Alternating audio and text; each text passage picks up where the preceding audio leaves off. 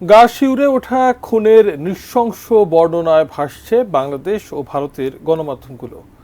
ক্রমেই উন্মোচিত হচ্ছে সংসদ সদস্য আনোয়ারুল আজিম আনার হত্যার নানা রহস্য।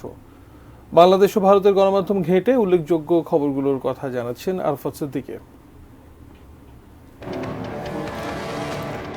বাংলাদেশ কিংবা ভারতের পশ্চিমবঙ্গের মানুষরা এখন ইউটিউব বা সামাজিক যোগাযোগের মাধ্যমে ঢুকলেই দেখছেন সংসদ সদস্য আনোয়ারুল আজিম খুনের রগরগে বর্ণনা।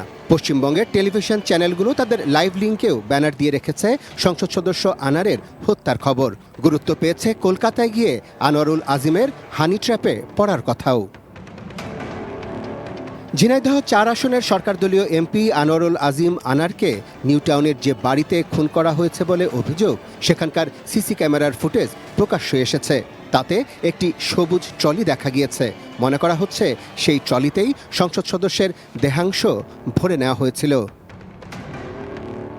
বাংলাদেশ ও ভারতের বিভিন্ন গণমাধ্যমে প্রকাশিত খবরে উঠে আসে এই হত্যায় জড়িত কসাই জিহাদ হাওলাদারকে 2 মাস আগেই ভাড়া করে আনা হয় ভারতের মুম্বাই থেকে। বৃহস্পতিবার পশ্চিমবঙ্গের বনগাঁও থেকে তাকে গ্রেপ্তার করে সিআইডি। তার জবানিতেই উঠে আসে আনোয়ারুল আজিমের মরদেহ কতটা নৃশংসভাবে গুমের চেষ্টা করেছে হত্যাকারীরা। বৃহস্পতিবার রাতেই কসাই জিহাদকে নিয়ে পশ্চিমবঙ্গের ভাঙড়ের একটি জায়গায় অভিযান চালায় সিআইডি। তবে রাতের অন্ধকারের অজুহাতে ঠিক কোথায় আনোয়ারুল আজিমের দেহাবশেষ ফেলা হয়েছে তা নিয়ে কোনো স্পষ্ট ধারণা পায়নি গোয়েন্দা কর্মকর্তারা। শুক্রবার সকালে জিহাদকে আদালতে হাজির করা হলে 12 দিনের রিমান্ড মঞ্জুর করে বারাসাতের আদালত।